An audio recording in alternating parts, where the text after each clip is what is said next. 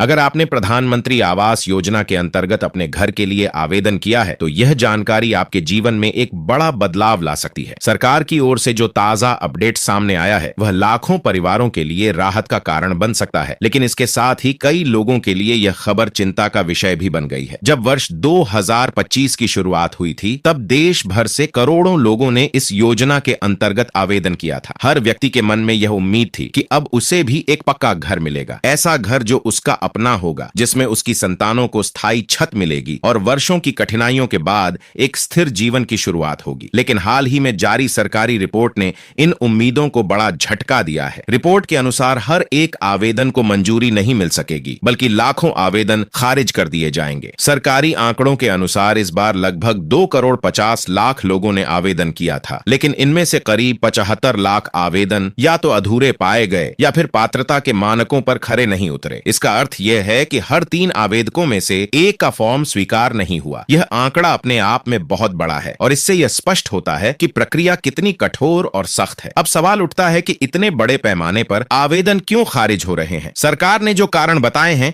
वे काफी हद तक साफ हैं। कई आवेदकों के पास पहले से ही पक्का मकान मौजूद था, कुछ लोगों ने अपने दस्तावेजों में गलत जानकारी दी और कई लोगों ने अभी तक अपने बैंक खातों को आधार से लिंक नहीं कराया। लेकिन दुख की बात यह है कि कई ऐसे परिवार भी इस सूची से बाहर कर दिए गए जिन्होंने सभी नियमों का पालन किया था, सही दस्तावेज दिए थे, आधार जोड़ा था और बैंक खाता भी सक्रिय रखा था, फिर भी उनका नाम लाभार्थियों की सूची में नहीं आया। इस पूरी प्रक्रिया को समझने के लिए कुछ अहम पहलुओं पर गौर करना आवश्यक है। सबसे बड़ा पहलू है वर्ष 2011 की सामाजिक आर्थिक जनगणना सूची। अगर इस सूची में आपका नाम दर्ज नहीं है तो आपका आवेदन तकनीकी रूप से स्वतः अस्वीकृत हो सकता है। दूसरा महत्वपूर्ण पहलू है बैंक खाते की आधार लिंकिंग की अनिवार्यता, क्योंकि बिना आधार से जुड़े खाते में सरकार की ओर से कोई भी वित्तीय सहायता स्थानांतरित नहीं की जा सकती। तीसरा और बेहद महत्वपूर्ण चरण है भौतिक सत्यापन। सरकारी अधिकारी आपके घर पर आकर यह जांच करते हैं कि आप वास्तव में कच्चे मकान में रहते हैं या नहीं। अगर उन्हें इसमें कोई संदेह होता है तो उनकी रिपोर्ट उसी अनुसार बनती है और यह आपके आवेदन की स्थिति को प्रभावित कर सकती है। अब बात करते हैं वित्तीय सहायता की, जो इस योजना का सबसे अहम हिस्सा है। वर्ष 2025 में सरकार ने स्पष्ट किया है कि कुल 3 लाख की सहायता दी जाएगी, लेकिन यह राशि एक साथ नहीं मिलेगी, बल्कि 3 किश्तों में जारी होगी। पहली किश्त 1 लाख की, दूसरी किश्त 1 लाख की और तीसरी किश्त भी 1 लाख की होगी। प्रत्येक किश्त का भुगतान आपके मकान के निर्माण की प्रगति, पिछली किश्त के सही उपयोग और सत्यापन रिपोर्ट पर निर्भर करेगा। यानी पहली किश्त मिलने के बाद यह गारंटी नहीं है कि दूसरी किश्त अपने आप मिल जाएगी। इसके लिए आपको यह साबित करना होगा कि पहली किश्त का सही उपयोग हुआ है और घर का निर्माण लगातार आगे बढ़ रहा है। हाल के दिनों में सोशल मीडिया पर अफवाहें फैली कि सरकार 3 लाख की पूरी राशि एक साथ खातों में डाल रही है। यह दावा पूरी तरह से गलत है। सरकार ने ऐसा कोई आधिकारिक ऐलान नहीं किया है, इसलिए इन झूठी खबरों पर भरोसा बिल्कुल न करें और केवल सरकारी पोर्टल या प्रमाणिक स्रोतों से ही जानकारी प्राप्त करें। अगर आपका नाम लाभार्थी सूची में नहीं है तो घबराने की आवश्यकता नहीं है। सबसे पहले प्रधानमंत्री आवास योजना की आधिकारिक वेबसाइट पर जाएं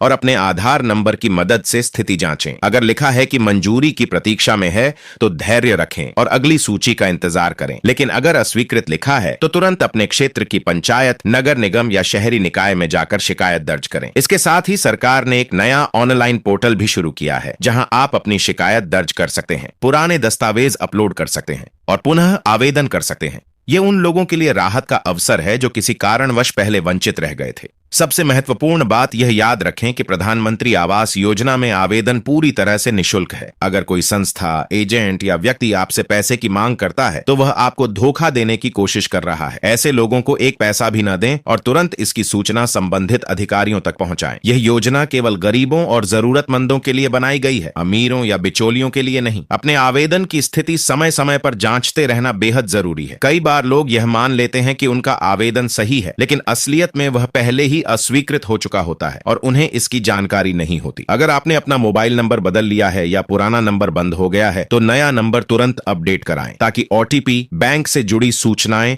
और किस्तों की जानकारी समय पर आप तक पहुंच सके। प्रधानमंत्री आवास योजना केवल एक मकान नहीं देती, बल्कि एक सुरक्षित जीवन का आधार प्रदान करती है। ये उन परिवारों के लिए उम्मीद की किरण है जो बरसात में टपकती छत के नीचे रातें बिताते हैं, जो सर्दी की ठिठुरन और गर्मी की तपन सहते हुए भी एक पक्के घर का सपना देखते हैं। ये उन बच्चों के लिए एक उत्तर है जो हर दिन अपने माता पिता से पूछते हैं कि क्या कभी हमारा भी अपना घर होगा। अगर आप इस योजना के बारे में अधिक जानना चाहते हैं या आपने आवेदन किया है